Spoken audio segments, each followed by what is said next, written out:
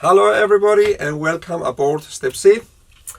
My recent video with my decision to turn back attracted a lot of views on my channel, but it seems that it left some unanswered questions, and I will try to shed a little more light in this video as to why I took the decision to turn back.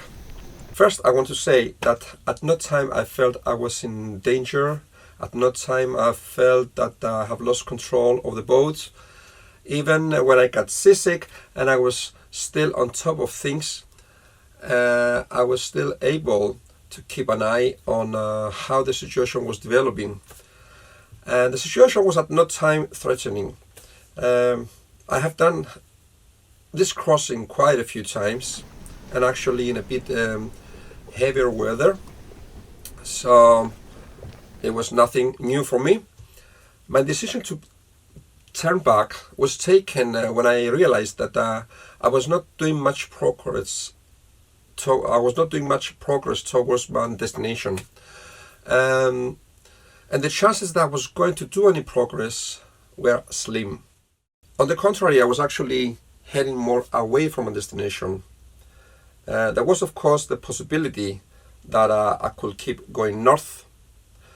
And that was actually my plan, and then tack to starboard, and then head south, and then keep tacking, port, starboard, keep tacking until I make it to my destination.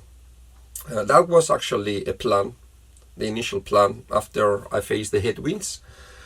But when I began calculating the time I needed to do that, I realized that I would have arrived sometime late evening to my destination in darkness.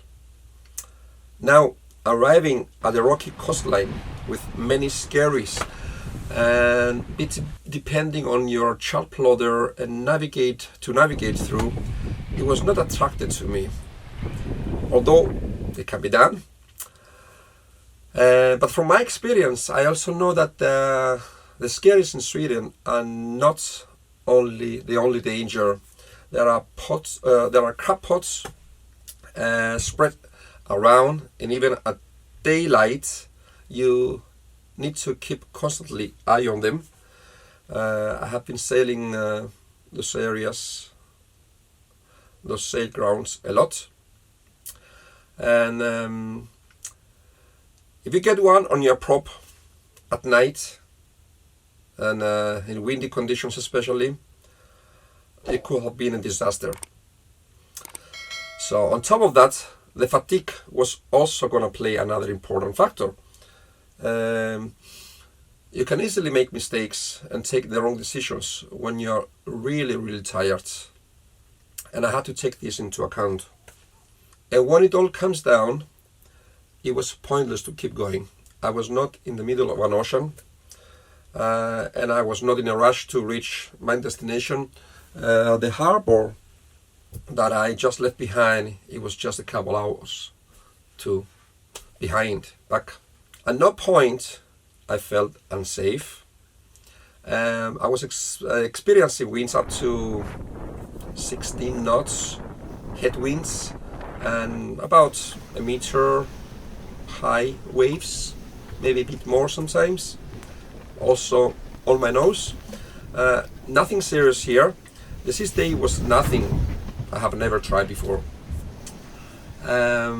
What was pushing me away from my course, it was the headwinds, of course, and the waves, which they were coming exactly from where I wanted to go.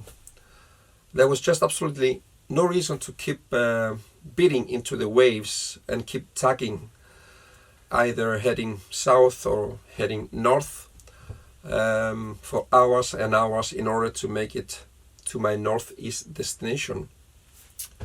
You cannot gain much speed in that boat. It's a long kill boat. It doesn't like going very close haul and against the waves.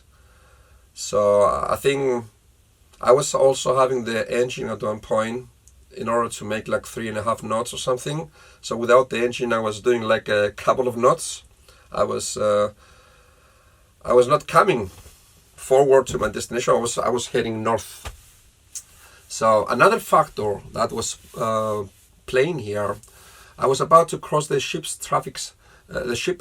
traffic separation zone, and I wanted to cross in 90 degrees and as quick as possible.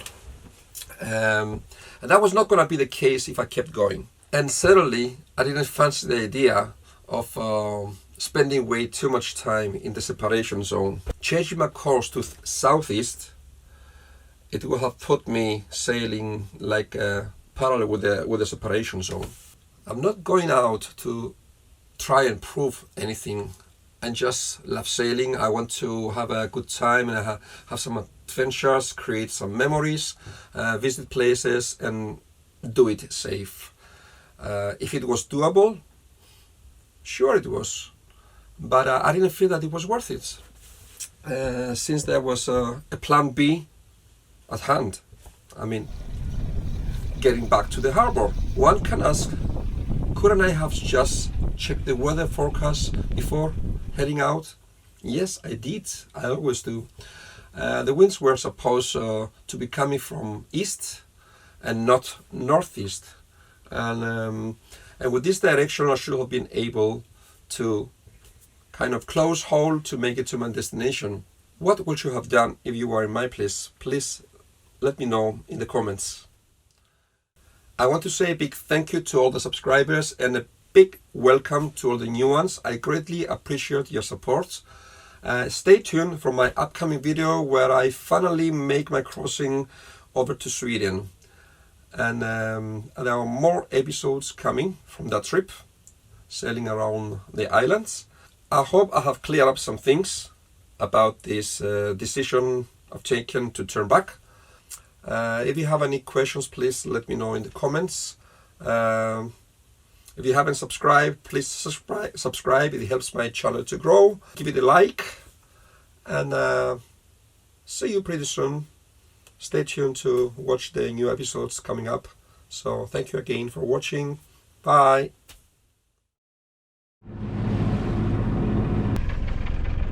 The weather is fantastic here. There's a lighthouse up there. Cheers. Welcome to Sweden.